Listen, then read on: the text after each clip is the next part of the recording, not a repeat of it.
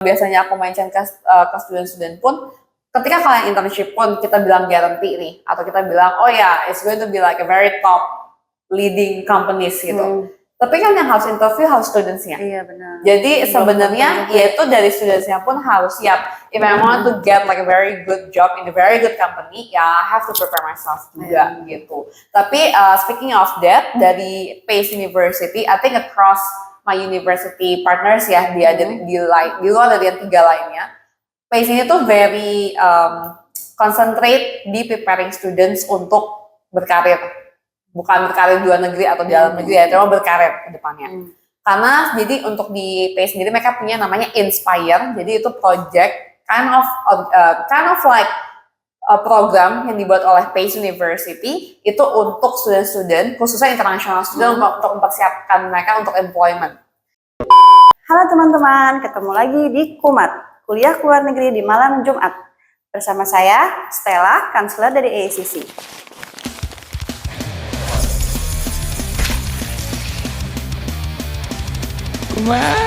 Kuliah luar negeri di malam Jumat.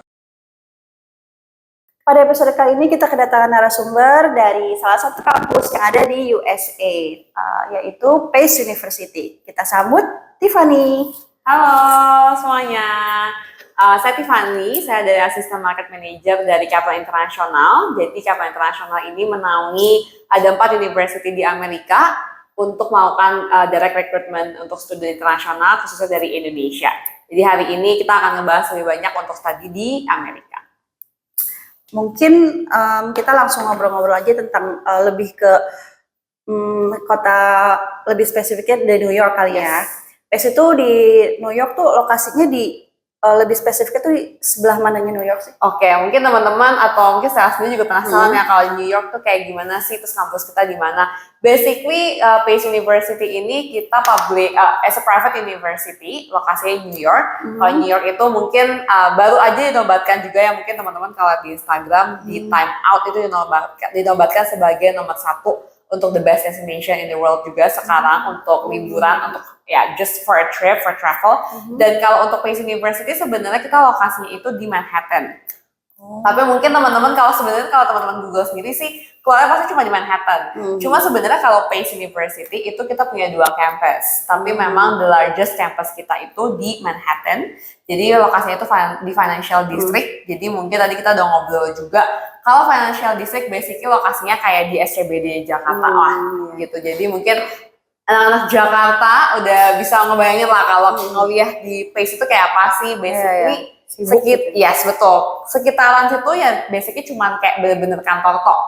Jadi kalau misalkan kalian bandingin misalkan kayak CBD, kalau di New York sendiri dekat kampus kita itu ada kayak New York Journal, ada Times Square jauh basically, Stock Exchange. Pokoknya basically all of the businesses, pokoknya apa aja yang berhubungan sama finance, karena kan Financial District dari the whole US itu lokasinya juga New York. Nah basically itu dekat kampus kita gitu. Tapi sebenarnya di luar dari New York mungkin adalah student-student dari Indonesia yang memang prefernya untuk kayak nggak mau di kota besar nih, maunya New York tapi to be in Manhattan kayaknya masih galau gitu kan. Kita punya another campus lagi namanya di Westchester campus. Jadi Westchester itu basically kayak lebih ke area perumahan lah ya, lebih residential area. Itu kurang lebihnya 40 menit dari Manhattan-nya. Jadi I believe harus naik kayak kereta dulu ke One City, nanti dari terminal untuk keretanya sendiri itu bakal ada shuttle bus untuk ke kampus kita gitu. Tapi dua-duanya basically itu Pace campus kita itu ada 2, jadi sama-sama di New York tapi yang satu New York City, yang satu masih within New York State tapi bukan di New York. Pinggiran lah gitu ya. Kita bilangnya kayak Westchester, we call it as a Westchester campus. Kalau kehidupan sehari-hari mahasiswa, terutama international student ya, di New York tuh gimana sih? Secara in general ya? Basically ya, we know as a student pasti kita study ya. Jadi pasti akan belajar. Cuma mungkin pertanyaan yang paling sering itu kalau dari kayak student-student kayak, belajarnya berapa lama? Belajarnya kayak bakal Senin sampai Jumat 95, 96 apa enggak? Soalnya kan gitu. Kalau kita ngelihat di film nih, itu kan kayak anak-anak kuliah tuh ya belajar ya, cuman kayak party terus, apa Pasti misalnya sih. nongkrong atau Betul, misalnya betul. ya kayak gitu-gitu nggak sih? Basically kalau kelas, mungkin aku akan mulai dari kelas dulu. Cuma kalau kelas itu ya basicnya tergantung dari creditsnya lah ya, atau dari subjeknya sih. Cuma I believe biasanya one subject itu atau one class itu lasted for like 3 hours. Jadi biasanya 3 jam. Kalau sehari itu ya mungkin bisa kayak 1 atau 2 kelas. Jadi kurang lebih bisa 3 sampai 6 jam. Cuma nanti dari pagi atau sore atau ke siang atau even bahkan malam itu ada kemungkinan. Karena what I heard tahun lalu last year November aku baru ketemu juga sama salah satu student Indonesia. Kebetulan student ACC juga. Dia memang bilang kelasnya dia ada beberapa yang take place-nya itu di malam. Jadi kayak startnya mungkin 6 p.m. Jadi ya istilahnya student harus atur sendiri aja untuk jadwalnya. Cuman di luar dari itu ya I believe as international student, I used to be international student myself. Kalau dibilang kayak party atau kebanyakan nongkrong, well it's a must juga. I mean it's kind of like YOLO, right? Dan kalian regardless mungkin kayak udah as master students atau undergraduate students, tapi I think to be physically in New York itu kalian juga harus kayak utilize itu lah ya. Apalagi mungkin student-student yang banyak ke pace itu lebih ke level untuk master degree, which is yang udah master, istilahnya mungkin the mature students. Mungkin programnya pun juga nggak akan lasted for like, kalau undergraduate kan 4 tahun ya di Amerika. Cuman kan kalau untuk S2 itu kurang lebih 1,5 sampai 2 tahun. Atau bahkan ada certain program yang hanya 1 tahun. Kalau kalian cuma untuk belajar doang, ya which is bukannya berarti aku nggak mendukung teman-teman untuk belajar ya. I mean you have to maintain your attendance and everything. Tapi untuk kalian selama di sana ya harus kayak make the most out of your time juga sih. Dan mungkin orang bilang kayak, oh ya anak-anak kalau di luar negeri fancy-mancy gitu ya. Kalau di Instagram fotonya cantik-cantik makan. Cuma kan we never really know. Mungkin sambil nongkrong memang lagi discuss project. Mungkin they're not really opening up laptop atau iPad dikeluarin kayak semacam orang-orang bener-bener ngerjain tugas. Tapi kan sebenarnya pas di sana mungkin mereka ada discussion yang lain juga gitu. Basically yaitu life balance lah kalau aku bisa bilang sih gitu. Oke. Kalau untuk mahasiswa di New York tuh mereka kalau kayak belajar gitu ya, ngerjain tugas atau misalnya kayak grup project segala macam tuh biasanya mereka lebih, ya ini sih memang preference masing-masing ya. Cuman kan biasanya ada yang kayak lebih senang di perpustakaan, lebih senang di taman atau mungkin di kafe gitu. Paling banyak tuh kalau kayak di PACE tuh mereka lebih sering di mana ya? Maksudnya kayak mungkin kalau aku bisa bilang mostly di library sih. di library sih. Dan another thing juga untuk PACE campus kita yang New York yang di Manhattan itu baru aja ada new building. Jadi basically kita dulunya itu cuma ada 1 building yang which is to main campus kita. What I love the most ketika teman-teman menghadap PACE University atau bahkan kalian lagi keluar dari PACE University campus kita di Manhattan, basically Brooklyn Bridge itu kayak next to our building. Jadi the view-nya itu very beautiful. Even when you actually crossing Brooklyn Bridge, kalian bisa lihat campus kita juga. Even myself kemarin aku aku melewatinnya Manhattan Bridge, I believe. Tapi kita bisa lihat gedungnya juga di situ. Jadi PACE University. Jadi basically kita punya 2 campus. Sekarang kita extend another 1 building. Jadi kita expanding untuk our classroom, untuk facilities-nya juga. Ada library juga yang baru dan ada accommodation juga yang baru. Karena I think as everyone already knows lah, to live in New York is going to be like very packed. They're limited for housing untuk apartment.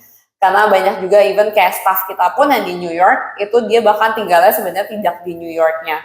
Jadi ada yang tinggal di New Jersey, ada yang tinggalnya di Connecticut, yang which is by commute 1,5 jam. Ya kalau di Jakarta mah nothing lah ya, karena sama-sama di Jakarta kita 1,5 jam juga gitu. Jadi basically kayak gitu. Jadi kalau kampus baru kita ada library juga yang which is ya kalau library nowadays I think it's more kayak spaces, more of laptop, computer rather than of kayak physical books lah ya. Karena sekarang juga kalau mau ngerjain tugas, reference juga udah online semua. Jadi I believe sih yes pasti library.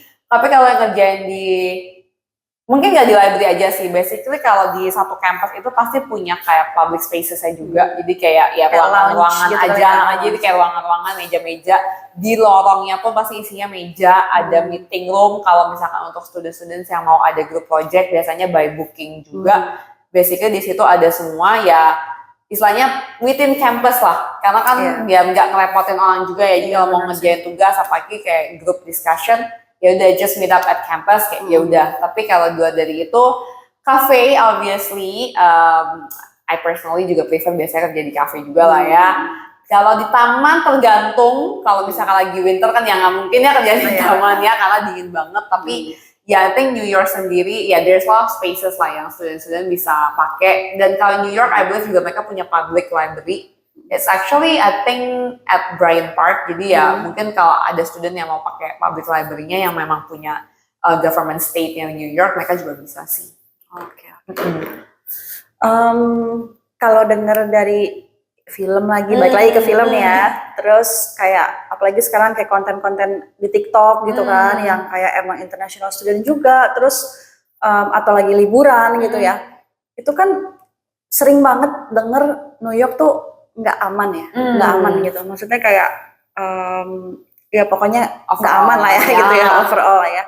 Itu bener nggak sih? Oke, mungkin nggak hanya New York ya, karena kita representing juga nggak hanya Pace University, kita ada another 3 different universities across US, dan itu ada beberapa state yang kita cover juga. Dan mungkin secara overall juga bukan hanya New York, tapi the whole US pun nowadays untuk kayak thoughts-nya pertama ketika kita ngomongin tentang US kayak oh it's not going to be safe, oh it's dangerous. I think it depends, tapi as I mentioned kalau untuk kampus kita sendiri kan di Manhattan area, di Lower Manhattan to be exactly di Financial District yang which is di SCBD.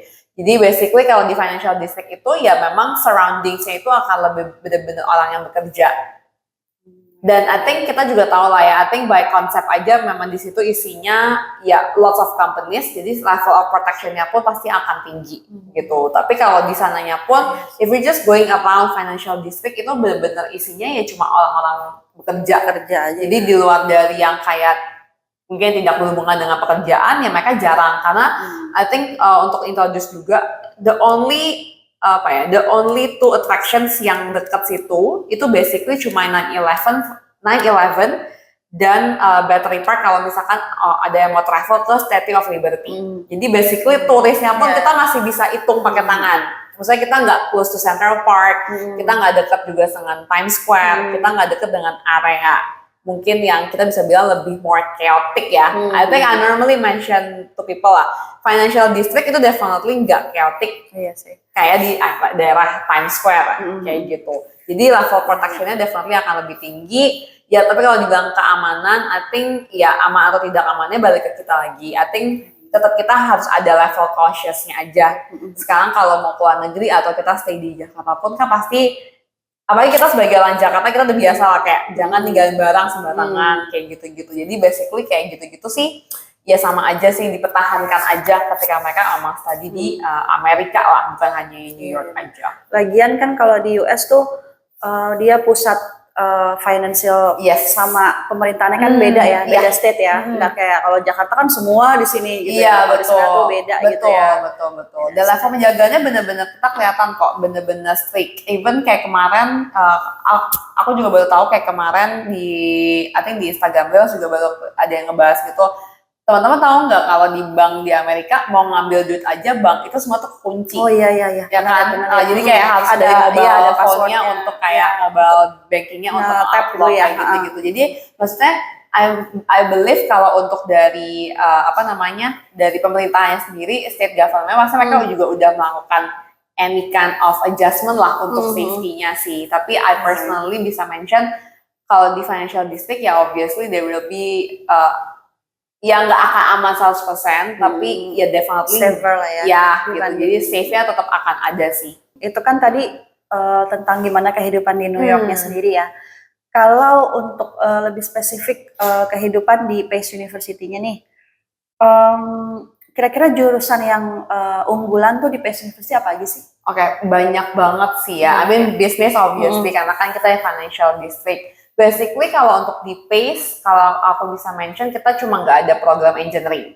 Tapi kalau misalkan kayak student-student yang kayak mau ngambil bisnis, yang paling unik kalau aku bisa bilang dari even university partners kita, dan previously aku juga dapat student dari ACC juga ngambil itu adalah Arts and Entertainment Management.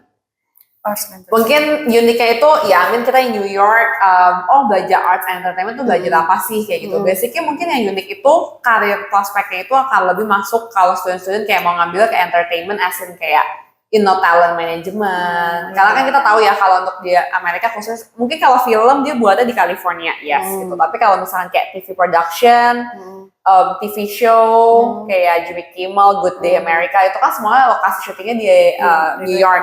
And then kayak Broadway itu artis-artisnya juga semuanya di New York. Jadi basically itu yang karir prospek yang student-student ambil sih. Kayak kemarin mungkin this is kind of like a perfect timing karena kemarin aku ketemu student ACC juga yang kesana untuk ambil arts and entertainment management. Dia memang mau ngambilnya tuh yang memang mau fokusnya tuh mau masuknya ke talent management. Jadi kayak kemarin dia suka banget ikut any kind of events lah. Jadi what I love about this student juga tuh she's really active in the way dia akan cari channel sebanyak mungkin. Mungkin ya lecture-nya ada undangan nih untuk kayak rilis book release, terus ada kayak show dari stand up comedian artis yang bakal ada show di weekend ini atau di hari ini, di malam ini. Basically mereka juga akan share ke students. Jadi dari studentsnya pun tuh akan dapat connection-nya bakal a lot banget sih. Even kayak kemana aku ketemu student, dia udah bilang, oh iya aku dapat tanda tangan dari artis ini. Jadi kita ketemu sama my colleagues juga yang memang based di PACE, di kampusnya PACE. Ya kayak she knows everyone lah, but I'm not really sure siapa ya ini ya, karena mungkin artisnya belum yang sebesar itu, karena kan itu mungkin kayak stand up comedian kita juga nggak tahu ya kalau sampai sini ya gitu.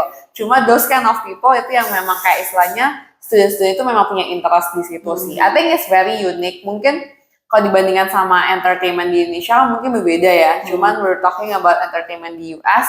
It's very big. Apa kalau misalkan student-studentnya memang mau yang kayak kerjanya berkarir di bagian itu gitu, kayak di TV production misalkan, TV manajemen misalkan, di entertainment, as entertainment itu kan juga besar ya. Tulis pun juga masuk ke entertainment. Jadi arts entertainment juga ada di situ. Mungkin yang berhubungan sama desain ya kita juga ada. Jadi kayak anak-anak, I forgot the name of the program, tapi kita punya yang berhubungan kalau student-student itu ada yang mau belajar kayak UI UX. Jadi kalau misalkan mau bikin, jadi kayak kalau brand online something, buttonnya di mana nih gitu. Kalau misalkan online yang satu lagi, buttonnya di mana, itu based on apa? Karena my sister in law dia kerja di bidang itu, dia udah sempat hitungan. Misalnya kayak jempol kita enakan dari mana, jempol kita dari mana, ya UI UX itu salah satu kayak saya jurusan yang bisa meliding ke karir itu juga. Di luar itu ada juga, mau sciences juga ada, kita psychology juga ada, data science juga ada, business analytics juga ada, even MBA pun juga ada. I think memang lebih, intinya kalau untuk lihat program kita lumayan wide, tapi memang as long as bukan engineering, karena kita nggak offer engineering sekarang. Jadi cuman yang engineering aja yang nggak ada gitu ya. Even kayak science student kayak kemarin kita ketemu student even mau ngambil medical school, I think definitely it's not going to be easy. Tapi kalau misalkan kita ada, jadi kita offer untuk pre-medical program. Tapi mungkin if I can just give a brief information, pre-medical itu bukan jurusan. Jadi itu kayak graduate assistantship yang diberikan oleh university, tapi student saya itu S1-nya ngambil yang lain. I see. Jadi kayak mau ngambil biology, dia mau ngambil physics, dia mau ngambil psychology, atau bahkan ada kalau pernah kita dengar, bahkan kalau student mau ngambil education pun untuk S1-nya tidak ada apa, nggak masalah. Karena pre-med itu lebih kayak, mungkin kalau di bahasa Indonesiain semacam apa ya bilangnya? Ya pokoknya graduate assistantship, jadi dia akan kasih tahu, lo mesti ngambil clinical hours berapa ratus jam, harus volunteering, latihan interview kalau misalkan medical berarti school. Kayak si Nadine di Single Inferno itu kan dia pre-med katanya. Iya, betul ya, kayak gitu. Jadi pre-med itu tapi benar, jadi pre-med itu basically lebih memang kayak bukan jurusan pokoknya. Karena mungkin ini menjadi salah satu one of the best platform juga ya untuk menginform students. So if you actually come to me, I want to study medical school. S1-nya nggak ada hubungan, yang nggak ada kita jadi di US itu tidak ada S1 untuk pre-medical. Jadi kalian mengambil biomedical misalkan, atau biology, atau psychology, atau chemistry, or even you want to take education, tapi you want to take as pre-med untuk graduate med itu ya bisa. Cuma memang kan yang lebih common sense kalau S1-nya mungkin lebih yang biology lah, karena harus ada human anatomy juga kan pembelajarannya. Oke. Terus kalau misalnya kayak international student nih, mereka kan biasanya kalau kuliah ke luar negeri itu kan suka part time ya. Kalau misalnya di PACE sendiri atau di US gitu ya, di New York tuh boleh nggak sih part time? Boleh. Jadi selama aktif akademik itu 20 jam per minggu, tapi memang hanya on campus. Tapi memang yang aku bisa mention lagi, bukan berarti kalau on campus tuh tidak ada kerjaan ya. Mungkin kayak, oh bakal limited banget. Part time itu bukan hanya sekedar cuman kayak jadi barista atau jadi kayak serving di kind of like food court atau anything. It could be lots. Jadi kayak graduate assistantship atau even kayak jadi asdos kalau di Indonesia kan juga itu juga dibayar. Mungkin kayak bantu research itu juga dibayar. Jadi sebenarnya part time itu bukan hanya kerja sebagai barista, kerja sebagai server atau di library udah gitu doang. Cuma pekerjaan itu sebenarnya banyak banget. Jadi on campus itu biasanya mereka juga akan posting ya mungkin kalau kita bilang kayak di sini mading lah gitu ya. atau even ya tapi di website sih kebanyakan pasti di student portalnya ada. Tapi ya itu allows mereka untuk kerja part time. Tapi memang hanya bukan limited, maksudnya kayak hanya on campus tapi yes betul hanya on campus karena itu regulationnya untuk di Amerika. Cuma kalau misalkan dia kayak lagi libur, biasanya kita akan saranin yang ambil internship aja sih. Internship kan biasanya memang 40 jam per minggu. Internship itu berarti ya memang kerjaannya sesuai dengan apa yang dia belajarin juga. Kayak gitu. Emang nyambung gitu yes, jadi kalau internship memang, tapi kalau di Amerika tidak di-guarantee ya, maksudnya tidak akan masuk ke dalam part of program. Karena kan mungkin ada anak-anak yang merasa, kalau kita bilang ada internship, berarti di-guarantee, berarti akan dicarikan, berarti akan ada intinya gitu. Cuman kalau di Amerika tidak, karena kan kalau kita bisa think over juga pun kan di Amerika itu negara freedom ya. Jadi they're not going to harus gitu. Tapi itu semua optional untuk students. Tapi I can say most of Indonesian students, khususnya juga kemarin student kita yang dari ACC itu juga udah ngambil internship. Jadi even dia udah di satu semesternya, setelah satu semester dia udah ngambil internship juga di sini. Tapi kalau kayak part time on campus gitu,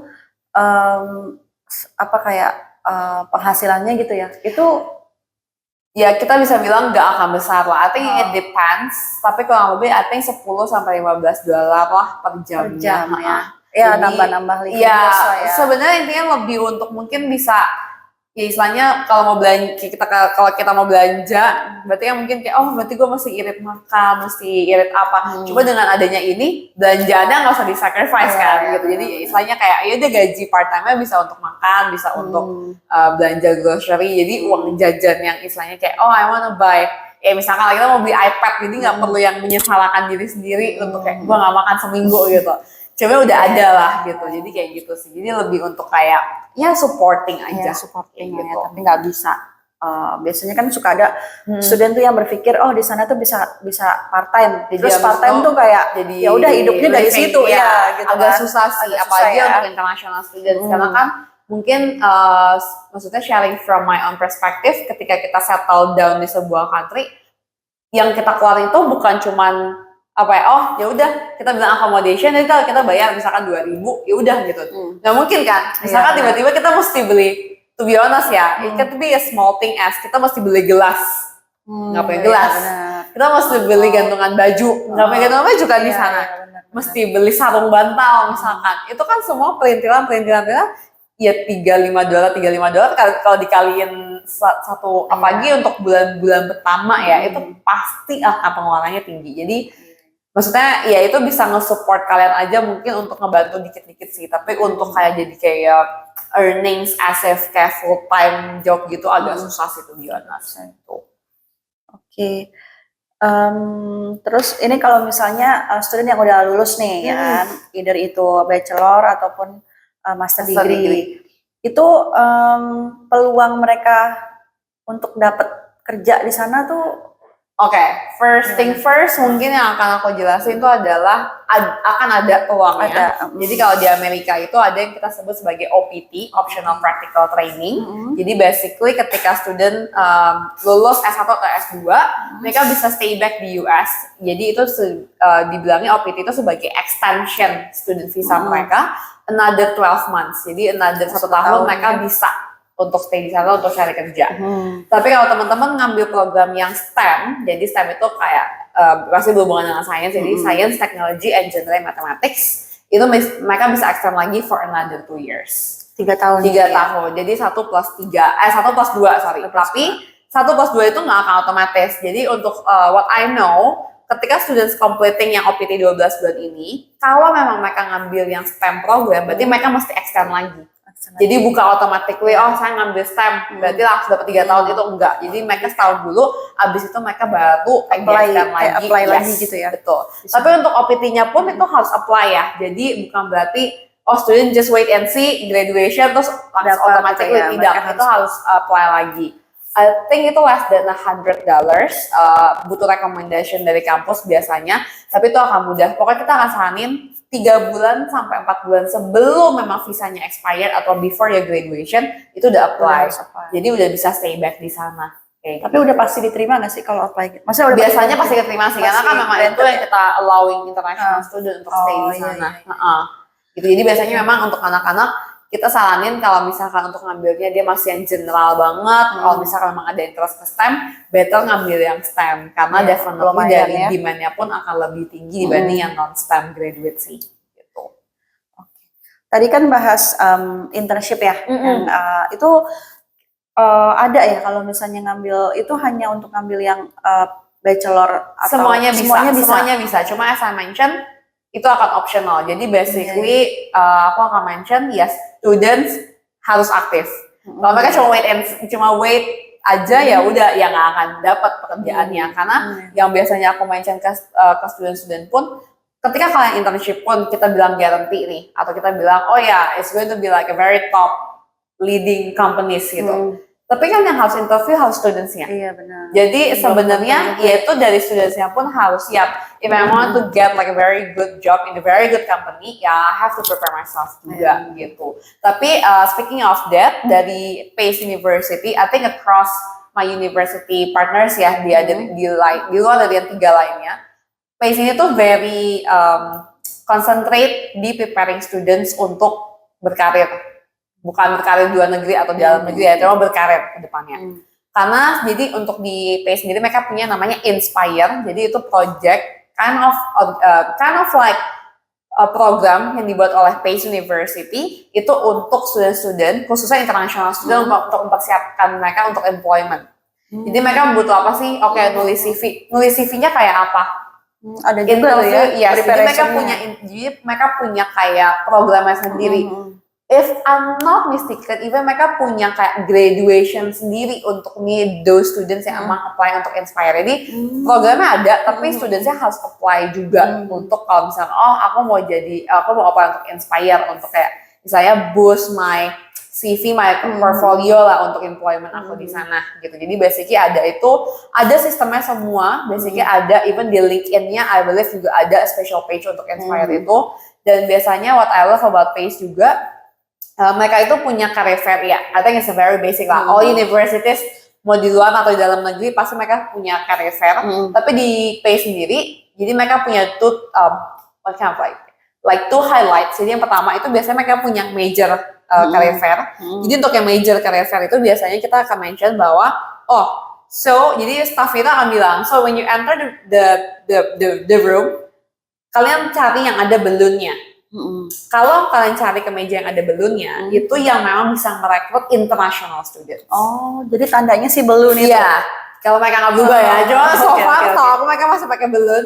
Jadi basic, karena kan mungkin pasti mungkin contohnya ya, ada certain companies, it's very big companies gitu, tapi student tetap mau tahu gitu kan cara kerjanya di sana, apply-nya gimana. They're actually waiting in the line for like hours, tapi tiba-tiba mereka nggak bisa record.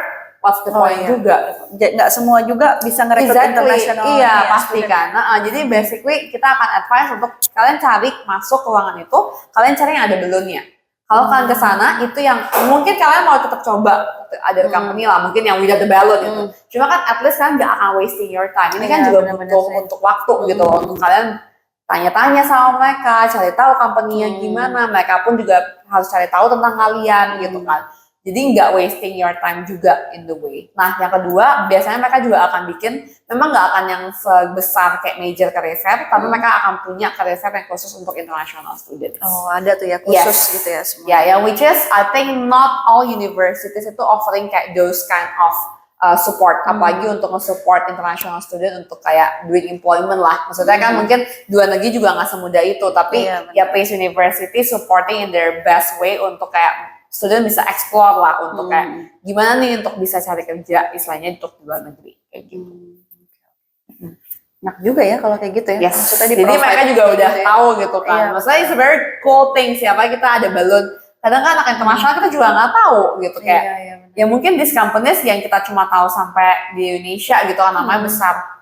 Cuma kalau sampai sana ternyata these companies are actually ya besar juga di US, kita juga nggak tahu. Tapi karena mereka bisa rekrut international students kayak why not gitu kan. Yang penting kan first thing first pasti untuk kayak gimana untuk kayak bisa stay dulu gitu kan. Karena kan biasanya masalah immigration dan visa itu yang paling crucial.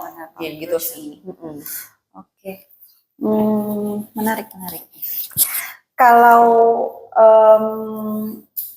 mahasiswa internasional nih di PACE itu paling banyak tuh kira-kira dari mana? Dari negara mana? Banyak banget. Kayak maksudnya banyak banget lesson kayak kita nggak ada yang majorly dari nggak ada mana ya. sih. Emang benar-benar banyak. Multi ini ya, multicultural. I believe untuk total nationality kalau untuk dari PACE itu lebih dari 120 negara. Oh, banyak ya. Which is aku bandingin kemarin sama other universities yang bukan dari US, tapi ya itu udah masuk yang tinggi banget karena biasanya lower than 90. Lower than 100. Tapi kalau udah lebih dari 100 itu memang berarti udah very much international sih. Dan mungkin pasti preference pertamanya kenapa PACE banyak bahasa internasional ya karena memang di New York. Karena ya everyone wants to be in New York. I think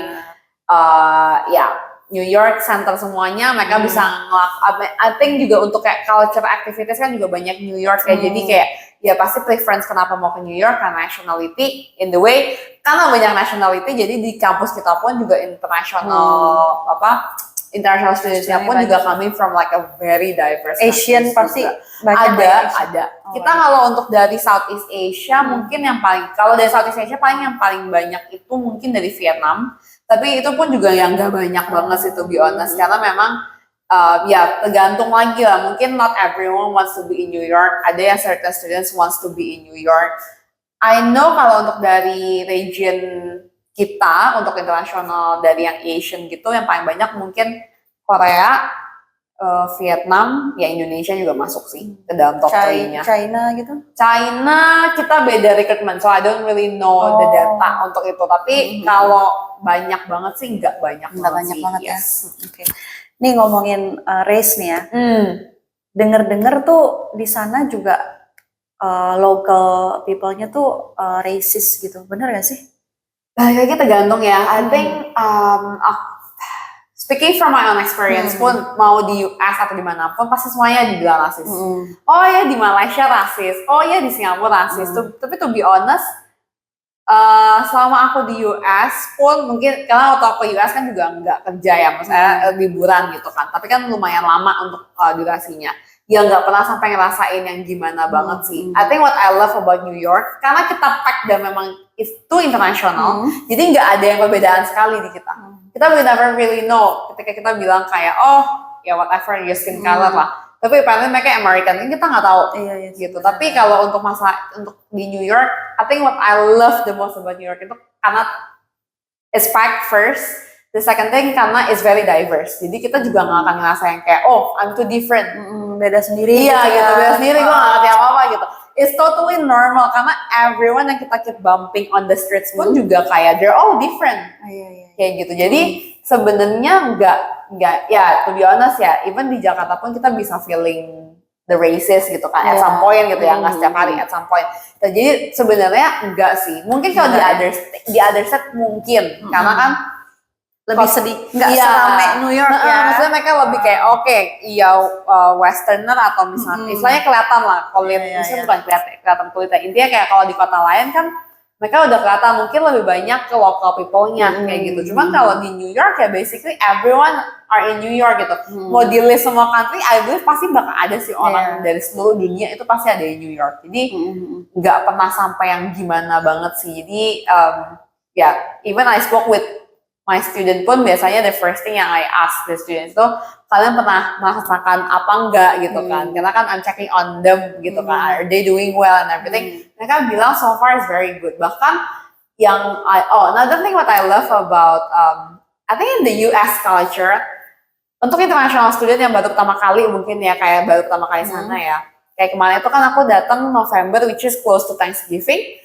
All of my Indonesian students itu pasti mereka spending Thanksgiving-nya di rumah temennya. Yang which is rumah temennya pasti American. Jadi they actually really welcome untuk kayak, oh you just invite your friends here, your international friends gitu, untuk kayak spend your Thanksgiving di sini. Karena kan Thanksgiving is all about family. Family mereka semuanya dari Indonesia yang berapa belas harus spend another at least sehari on flight untuk balik gitu kan.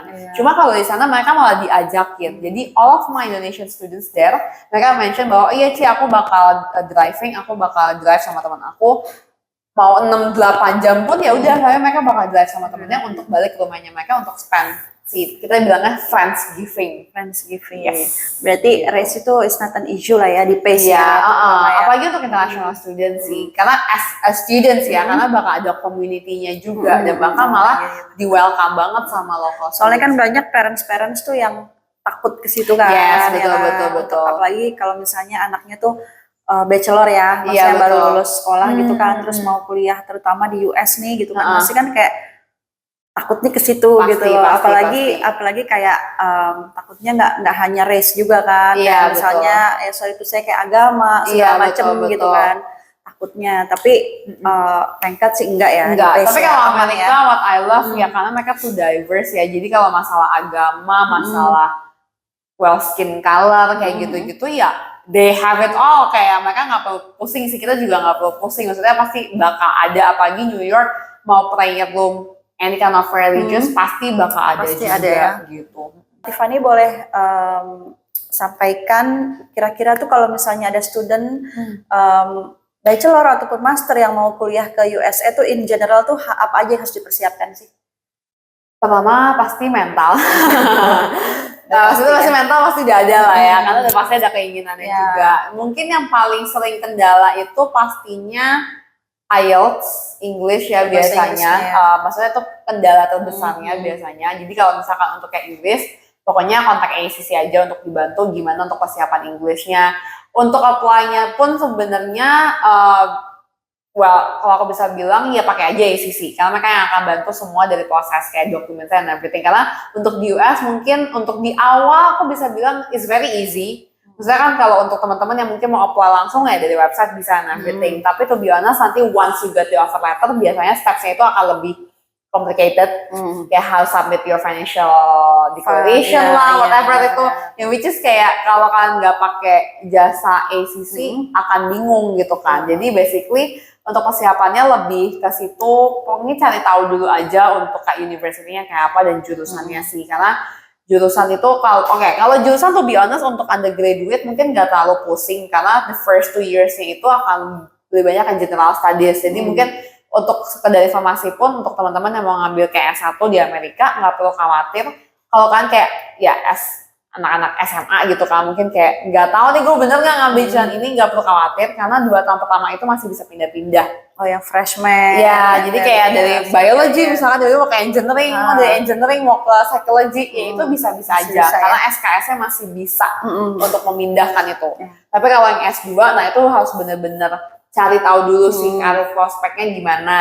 Dan biasanya aku akan mention, ya harus bener-bener mengenali kalian dulu sih. Mungkin dari yang fresh grad pun kalau masih belum tahu, ya mungkin kerja dulu 1-2 tahun untuk kalian juga tahu kayak bener nggak gitu, karena kan banyak ya tuh bilang banyak yang dari S1 dari pekerjaannya beda banget ya. Jadi kalau kalian pun kayak lanjut pada pengalaman kerja, kalian juga nggak tahu yang perlu diimprove apa kayak gitu. Jadi basically yang kayak gitu-gitu ya basically ya cuma itu kan semua advice-nya nanti bisa dibantu sama aku juga dari ACC-nya juga gitu.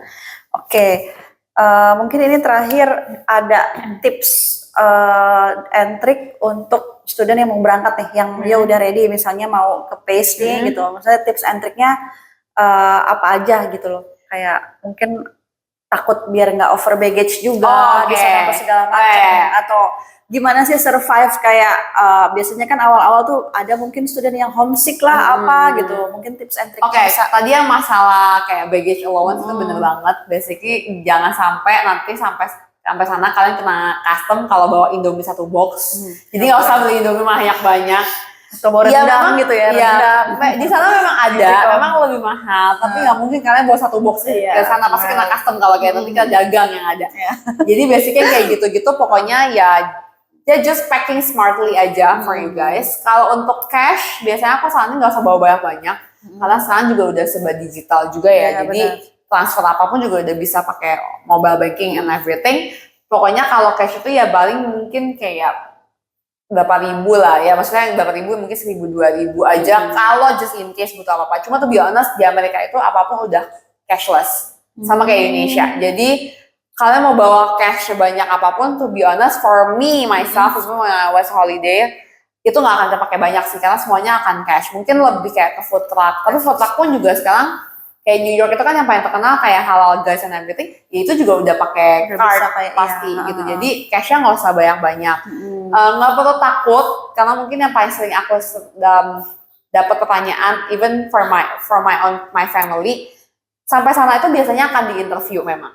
Jadi sampai sana di immigration waktu masuk ke US itu biasanya akan interview. Tapi you don't have to be nervous. I mean, karena kan juga enter udah dengan student visa, you got all the valid evidence kalau kalian masuk sebagai student, jadi nggak perlu yang kayak takut. Cuma jawab aja pertanyaannya, karena when I was there ya aku tanya liburannya berapa lama, bawa cashnya berapa, kemana aja. Jadi basically kalau untuk student ya semuanya kan udah ada validity-nya kan. Ini I-20-nya, ini surat penerimaannya, bawa cashnya berapa, programnya berapa lama. Yang paling penting juga jangan taruh any documents di check-in luggage. Jadi kayak I-20, offer letter, what else? Ya passport nggak mungkin, what else? Ya your money for sure. Basically yang berhubungan sama immigration itu dibawa hand carry. Karena ya for some reason masih ada student yang taruh lah di dokumen saya, which is kan nggak ada, ya harus. Kadang kita nggak tahu immigration officer gitu kan bisa individual juga ya, yang mungkin yang sebelah sini nggak ditanya, sebelah sini tanya, sebelah sana random aja pokoknya. Iya betul, jadi at least ditanya dulu sih. Dan biasanya kalau untuk US universities itu juga akan ada arrival week, jadi biasanya kita akan saranin nyampainya itu memang within the arrival week, karena kalau udah arrival week atau welcome week lah what we call it, bakal ada staff yang standby, mungkin nggak di airportnya, karena kayak university kita yang satu ini ada yang staffnya itu bakal standby di airport biasanya. Cuma mungkin kalau New York kan ya itu further away juga airportnya, dan ya nggak mungkin kita standby di sana. Cuma biasanya akan ada orang yang bisa standby by phone. At least kayak staff kita udah ready. There will be a welcome week. Jadi kalau just in case ada emergency yang student dari airport ada yang ngerasa bingung and everything, bisa call kita di situ. Kayak gitu sih. Oke. Ada pertanyaan titipan. Pertanyaan titipannya itu mengenai visa. Amerika itu kan banyak juga yang bilang bakalan lama, dan jelas sisa dapatnya. Sebenarnya seberapa lama dan apa aja sih yang perlu kita perhatikan saat membuat visa? Cepet banget kalau visa US. Kan interview langsung dapat visanya apa enggak. Yang lama itu biasanya yes betul. To be honest, US visa itu one of the most straightforward. Mungkin orang emang takut ya, kayak takut gitu ke US. Cuma basically kalau kalian udah complete all the documents, kalau untuk student visa sih yang paling crucial definitely I-20. Jadi I-20 ini visa untuk surat pengantar dari university yang menyatakan bahwa student ini memang udah bisa masuk, udah bisa apply untuk student visanya. Nah kalau I-20 itu biasanya kita akan butuhkan definitely yang paling penting di luar dari form itu adalah bank reference letternya. Jadi bank reference letter itu di Amerika, semua university Amerika pasti udah punya standarnya. Uang sekolahnya berapa, living costnya berapa, jadi per tahunnya total costnya berapa. Jadi biasanya kalian bisa match itu aja, kalian kasih ke university untuk bank reference letternya, nanti kita bisa rilis untuk I-20-nya. Kalau rilis I-20 ya biasanya ideally two working weeks. Jadi 2 mingguan lah biasanya udah keluar. Kalau ada deal ya pokoknya chase kita aja. Di luar dari itu kalau udah lengkap kan bisa isi aja untuk fill up online application-nya. Abis itu udah kan tinggal cari untuk appointment-nya. Biasanya mungkin yang kalau orang paling bilang takut itu kalau turis visa, to be honest. Karena appointment-nya itu kayak 2 tahun lalu itu kan pertama kali border udah mulai buka ya. Jadi pertama kali aku ke US itu setengah mati karena appointment penuh. Tapi kalau misalkan appointment-nya penuh, itu sebenarnya student bisa request untuk emergency. Jadi emergency ini aku bisa share karena I experience myself. Jadi kalau udah penuh, request untuk emergency nanti akan dibalas sama pihak embassy-nya. Kayak, oke, lu bisa datang tanggal segini. Biasanya cuma dikasih waktu 3 hari.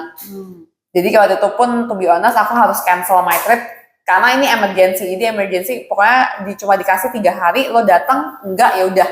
Berarti harus booking normal. Kalau biasanya kalau udah booking appointment itu yang lama. Cuma kalau untuk student, to be honest, untuk waiting time-nya tuh nggak akan lama sih so far ya.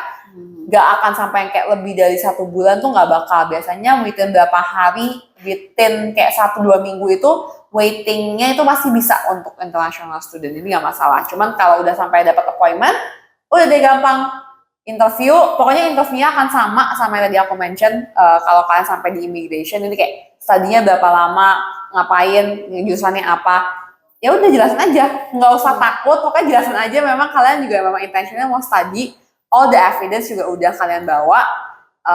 Sebenarnya kalau kalian bingung, kalau di website-nya itu pasti akan tulisannya cuma butuh appointment letter, appointment letter. Pokoknya cuma basicnya kalau di embassy cuma bilangnya appointment letter sama bukti apa. Cuma biasanya kita akan saranin, dari ACC pun biasanya akan saranin untuk bawa semua dokumen saya. Jadi kayak bank statement lah, akte lahir lah, mungkin nggak disuruh bawa aja, just in case. Karena takutnya kalau misalkan sampai kenapa-napa karena delay, kalian harus masuk lagi dengan appointment yang ngantri lagi, takutnya lama. Jadi biasanya bawa aja.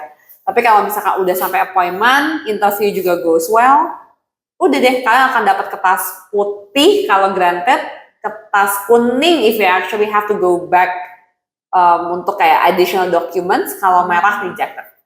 Gitu. Uangnya boleh dikasih tau nggak Kak? Minimal banget. Berapa? I think it's about 70 ribuan US dollar. 70 ribuan US dollar.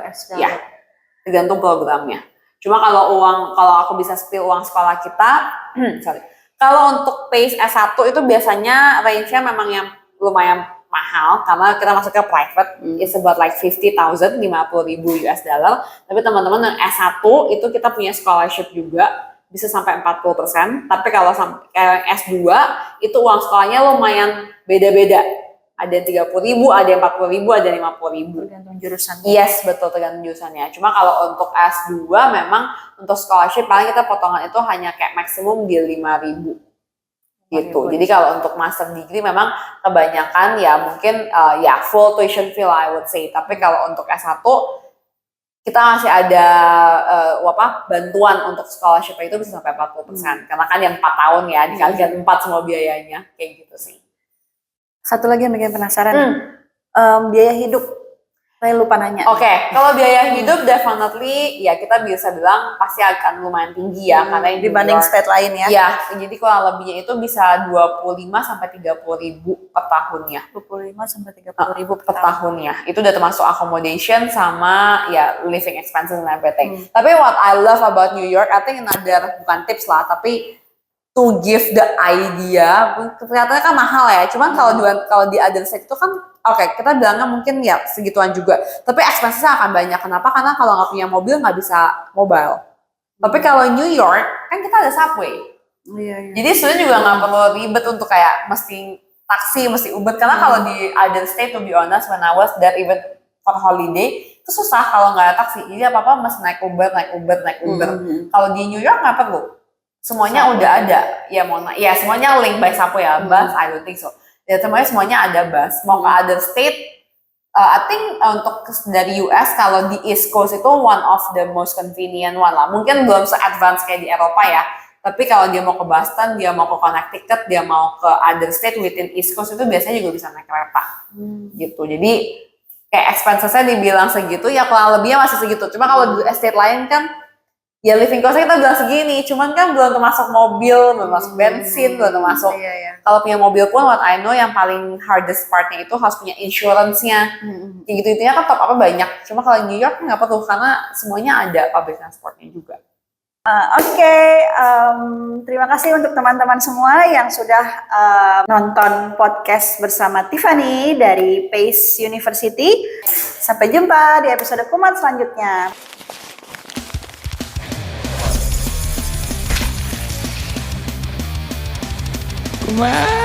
Kuliah lagi di Malang Gempar.